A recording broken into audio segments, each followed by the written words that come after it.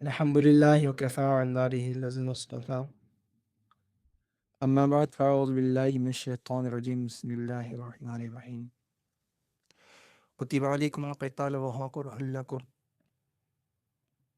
عن أبي هريرة رضي الله عنه قال قال رسول الله صلى الله عليه وسلم لمن خرج في سبيلي لا يخرجه إلا جهادا في سبيلي وإيمان بي وتصديق برسلي وهو علي زامن أن أدخله الجنة وأرجه إلى مسكنه الذي خرج منه نائلا ما نال من أجر وغنيمة ثم قال والذي نفسي بيده لولا أن أشق على مسلمين ما قعدت خلاف سرية تخرج في سبيل الله أبدا أو كما قال النبي صلی اللہ علیہ وسلم.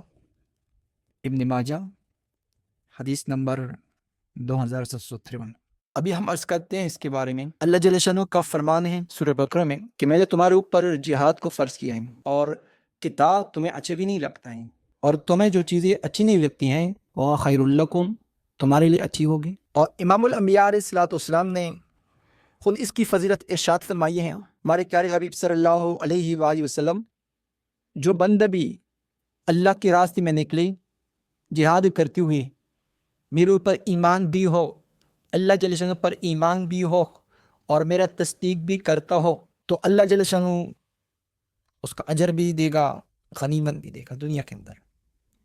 اور پھر فرمایا اس ذات کی قسم میں بھی جہاد کے لیے نکلتا ہوں لیکن لوگ کی مشقت کی وجہ سے میں نہیں کرتا تاکہ لوگ پھر اس پریشانی میں مبتلا ہو جائیں گے. لوگ بھی صحابہ بھی جہاد کے لیے نکلیں گے.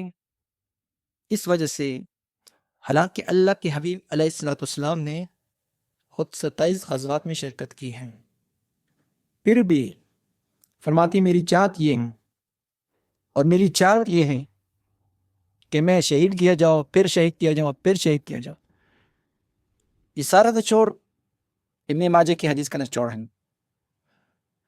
تو جہاد اس امت کی ذمہ داری ہے اور جہاد صرف ایک دن کے لیے نہیں ہے. ہمارے پیارے حبیب علیہ الصلوۃ والسلام کا فرمان ہے الجہاد ماضٍ الی یوم القیامہ اور یہ جہاد قیامت کے دن تک جاری رہے گا تاکہ مسلمانوں کی حفاظت ہو اسلام کا غلبہ ہو. اور اللہ جل شانہ کا فرمان ہے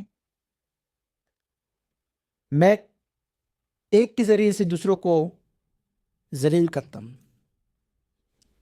اگر یہ نہ ہوتا تو یہ ظالم لوگ یہ مسلمانوں پر غالب ہوتے مساجد بھی نہ ہوتے جہاد نہ ہوتا تو مساجد بھی نہ ہوتے اور عیسائیت والوں اس کی عبادتگاہ بھی نہ ہوتے. یہ سارے آیات موجود ہیں. یہ جہاد کی فوائد ہیں. الحمدللہ اللہ پاک کی فضل و کرم سے اس میں ہمارا ملک عظیم اس میں بہت کردار ادا کرنا ہے ہر حال میں. یہ اللہ جل شانہ کا احسان ہے اپنے وطن عزیز کے لیے ہر حال میں وہ آگے ہوتے ہیں. اس لیے گزارش یہ کہ ہم بھی اپنے مجاہدین کے ساتھ ہمارا تعاون بھی ہو اور ہمارا جذبہ بھی ہو. اگر موت ہمیں ملے تو شہادت کی موت ہو اور ہمارے ملک تعاون کر لیتے ہیں وہ صرف بہت ہی نہیں ہے نا کام کر کے دکھاتے ہیں. ابھی الحمدللہ ہمارے جرنل نے حافظ صاحب نے پیونیا نے 13 ہمارے مقامات پر پاکستان بہاولپور ان میں 13 جگہ پر حملہ کیا. پاکستان فوج نے 36 جگہ پر حملہ دکھایا. تو یہ جہاد قیامت تک جاری رہے گا کبھی یہ بند نہیں ہوتا ہے. اور ان کے ساتھ تعاون کرنا پیارے حبیب علیہ الصلوۃ والسلام کا فرمان ہے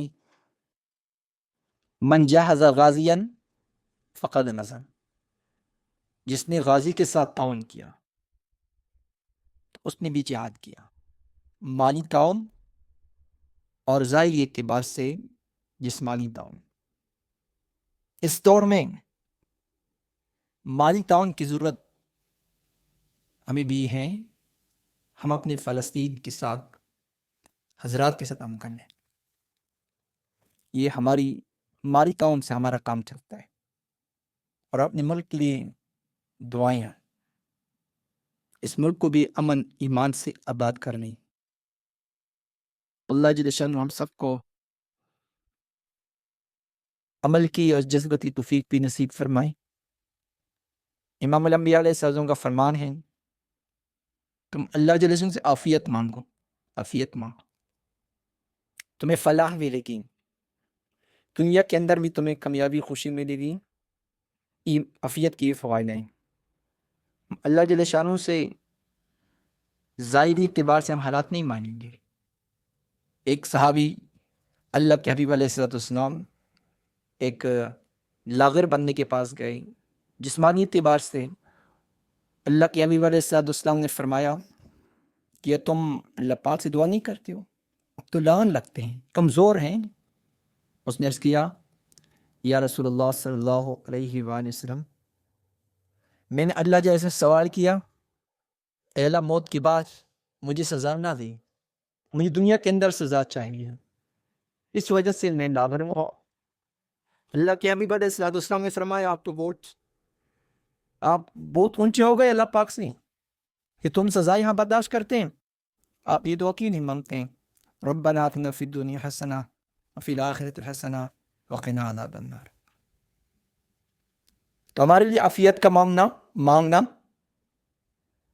بھی چاہیے، لیکن اصل میں ہمیں اپنے افواج کے لیے کردار کو خوشی کے ساتھ ہم اس طرح خوش رہیں، اے اللہ تو نے ہمیں ایسا فوج دی ہے جو اس ملک کے لیے تعاون بھی کر سکتے ہیں اور غیر ہمارے ملک پر آنے نہیں دیتے ہیں، کیونکہ انہی کا کام کیا ہے، اصل میں پہلے تیرے مدارس پر مساجد پر پہلے حمل کر لیتے ہیں۔